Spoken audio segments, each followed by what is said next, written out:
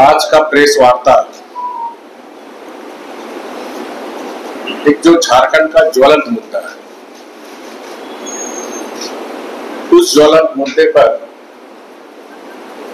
हमारा जनजाति समाज, आदिवासी समाज 2019 से ही जब हमारे अबुआ राज में इस राज्य का मुख्यमंत्री एक आदिवासी, तो जो पेशा कानून है जो 1996 में भारत सरकार ने लागू की और करीब करीब सभी राज्यों में पेशा नियमावली प्रारूप बनकर उन राज्यों में ग्राम स्वशासन का अधिकार, ग्राम सभा को, और हमारी झारखंड में जो स्वशासन जिसके लिए धरती आबा भगवान बिरसा मुंडा जी ने अपनी संस्कृति और देश की आजादी के लिए जो हमारे गरीब आदिवासी पूर्वज, चाहे भगवान बिरसा मुंडा हो, सिद्धू कान्हू हो, कोटो हो, वीर बुधु भगत हो, फूलो जानो हो, तिलका माझी हो, अनगिनत लोग ने खून बहाया। खासकर भगवान बिरसा मुंडा का एक सपना था, अबुआ राज होगा, अपना स्वशासन। और जो झारखंड में प्राचीन काल से रूढ़िवादी व्यवस्था, जो मानकी मुंडा, जो ग्राम प्रधान की जो व्यवस्था है, वो व्यवस्था लागू। तो आज झारखंड पूछता है पेशा कानून कब लागू। आज झारखंड की जनजाति समाज, आदिवासी समाज सरकार से पूछता है कि कब हमको स्वशासन का अधिकार है। 5.5 वर्ष पार्ट 1 और पार्ट 2 को मिलाकर माननीय हेमंत सोरेन जी मुख्यमंत्री हैं।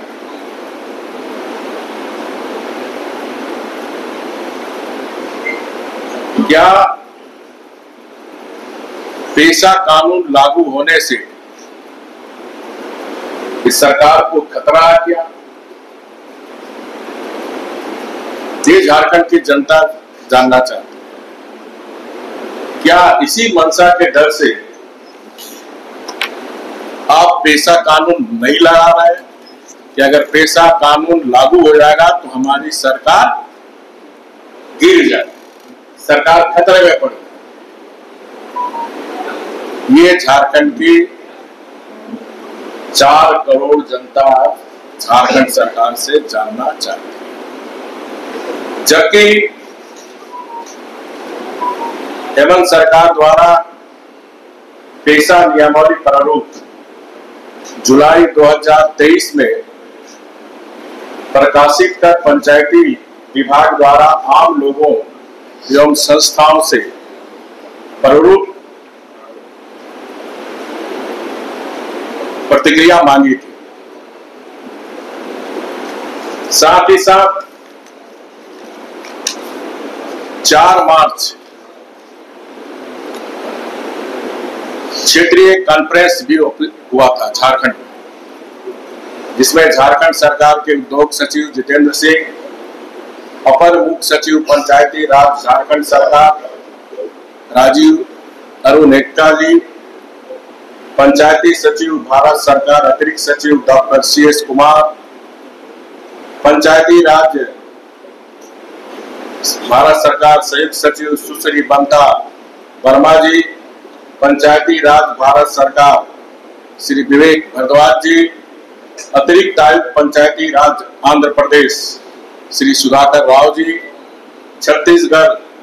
सरकार के उप निदेशक सुश्री स्टेना खालगो जी, झारखंड के पारंपरिक लीडर श्री पंचानंद सोरेन जी, सुश्री स्वप्रभा मोहंती जी, अतिरिक्त सचिव PRDW विभाग उड़ीसा सरकार, और PJ वासले उपायुक्त PRRD तेलंगाना सरकार। इन बैठक में भी प्रस्ताव पारित करके प्रभु जो नियमावली थी पंचायती राज विभाग झारखंड सरकार दी थी। और इसके साथ ही साथ इस पेशा नियमावली प्रारूप को फिर विधि विभाग भेजा गया। विधि विभाग के महाधिवक्ता ने भी 20/3/2024 को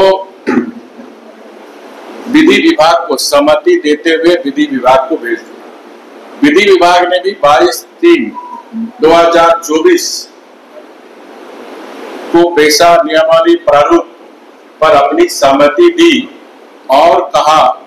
कि यह नियमावली माननीय सुप्रीम कोर्ट तथा हाई कोर्ट के न्यायिक आदेश के अनुरूप बनाया गया। साथ ही साथ पंचायती राज अधिनियम 2021 में हाई कोर्ट तथा सुप्रीम कोर्ट के द्वारा पेशा में संवैधानिक ठहराया गया। तो झारखंड की जनता ये जानना चाहती है, जब सारी प्रक्रिया पूर्ण हो चुकी है, सभी की सहमति मिल गई है, तो कौन सा ऐसा अदृश्य शक्ति है? क्या विदेशी धर्म मानने वाले के दबाव पर ये पेशा कानून झारखंड सरकार लागू नहीं कर रही है? क्या वो विदेशी धर्म के मानने वाले लोग जो हमारी प्राचीन काल से जो झारखंड की रूढ़िवादी व्यवस्था, उस व्यवस्था को स्वीकार करने नहीं चाहती है? उनको लगता है कि ये पंचायती राज व्यवस्था कानून बनने से विदेशी धर्म वाले लोग को कहीं न कहीं नुकसान होगा और हमारा सरना समाज, जनजाति समाज को इससे फायदा होगा, गांव समृद्धि होगा, गांव में विकास के द्वार खुलेंगे और हमारी जो सरना संस्कृति मजबूत हो। ये सरकार को स्पष्ट करना चाहिए। और ये जो विदेशी धर्म के मानने वाले लोग, ये लोग क्षेत्र में भी कंफ्यूजन कर रहे हैं, क्योंकि मैं कल पलामू लौटने के दरमियान लेतेहार जनजाति समाज से लोग से मिला। सबका मानना था कि पेशा कानून बनना चाहिए, लेकिन इस सरकार विदेशी धर्म के मानने वाले के दबाव में वोट बैंक और तुष्टीकरण की राजनीति के कारण अबुआ राज में, जहां एक आदिवासी मुख्यमंत्री, उनकी संस्कृति और उसके अधिकार पर इस सरकार के द्वारा हमला हो रही है। आपको मैं और जानकारी दूं कि इसी विदेशी धर्म के मानने वाले लोग जब 1996 में पेशा कानून लागू हुआ, तो लोग ने आदिवासी बुद्धिजीवी मंच, विदेशी धर्म मानने वाले लोगों को गुमराह करने के लिए एक आदिवासी बुद्धिजीवी मंच बनाया और इनके सदस्यों के द्वारा 2010 से 2017 तक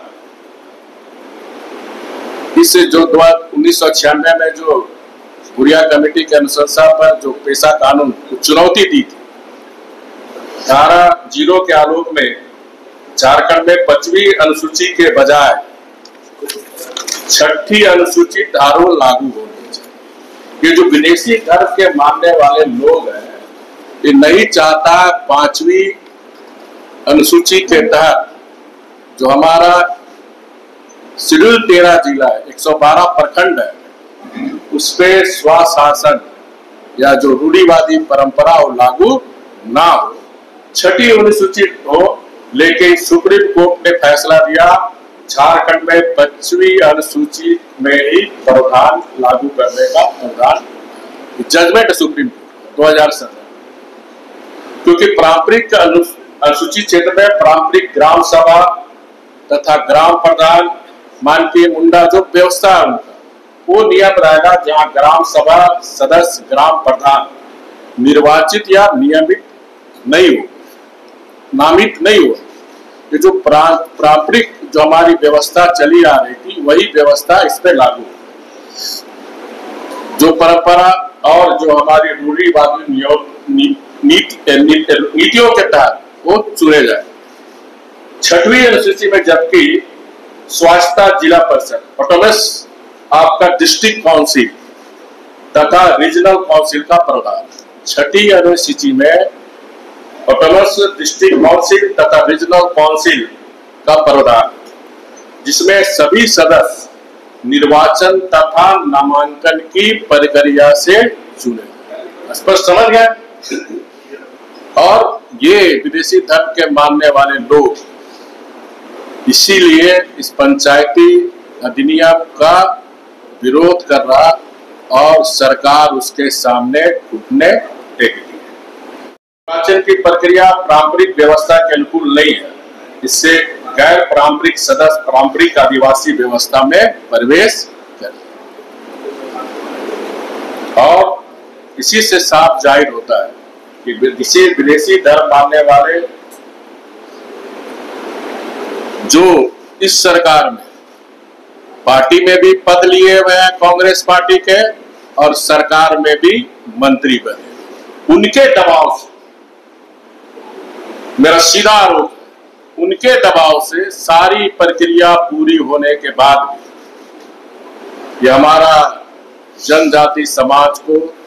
जो रूढ़िवादी व्यवस्था है, जो ग्राम प्रधान की व्यवस्था, उसको लागू, और इससे साफ मंशा जाहिर होती है कि ये विदेशी धर्म के मानने वाले लोग जिसकी गोद में कांग्रेस झारखंड मुक्ति मोर्चा की सरकार काम कर रही है। ये पेशा जैसे ही लागू होगा उससे झारखंड राज्य के अनुसूचित क्षेत्रों के ग्रामों के संबंध में पारंपरिक ग्राम प्रधान, मानकी मुंडा तथा प्रावधान के अनुसार सारी योजना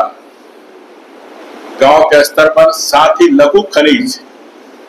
बालू घाट इत्यादि के संबंध में पूर्ण अधिकार उनको मिले। तो ये भी शंका उठ रहा, ये जो सरकार में जो सिंडिकेट है, चाहे बालू सिंडिकेट हो, चाहे शराब सिंडिकेट हो, चाहे पत्थर सिंडिकेट हो, चाहे कोयला सिंडिकेट, ये शक्तियां भी क्या नहीं चाहती है? तो ये राज्य की जनता जानना चाहती है। इसके साथ ही साथ मैं राज्य सरकार से विशेषकर माननीय मुख्यमंत्री हेमंत सोरेन जी से अनुरोध करूंगा कि इतिहास आपको माफ नहीं करे। एक सर्रा मुख्यमंत्री होते हुए